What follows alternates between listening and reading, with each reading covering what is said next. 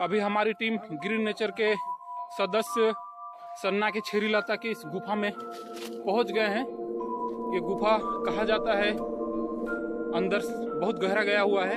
स्थानीयों का कहना यह है कि ये गुफा लगभग 22 किलोमीटर तक अंदर जाती है। ये हकीकत है या फसाना, इसके छानबीन के लिए GNWS के सभी सदस्य यहाँ पहुँच गए हैं।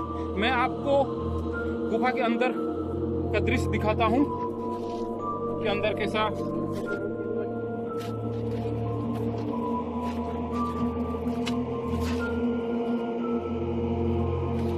गुफा के अंदर GNWS के सदस्य पहले से घुसे हुए हैं। GNWS के सदस्य अंदर घुस रहे हैं।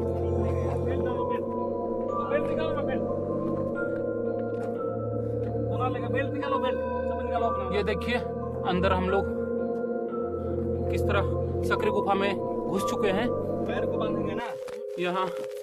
ये देखिए GNWS के रेस्क्यू प्रभारी, ये जो आप एक जूता देख रहे हैं, GNWS के रेस्क्यू प्रभारी राहुल तिवारी महाराज गुफा के अंदर से हमें बता रहे हैं। राहुल जी, अंदर आप कैसा महसूस कर रहे हैं? ऑक्सीजन का बहुत ज्यादा कमी है। अच्छा, सांस लेने में तकलीफ हो रही है। और अंदर आपको दिख क्या रहा है? क्या हो रहा है? आगे जाके गुफा की चौड़ाई बढ़ गई है।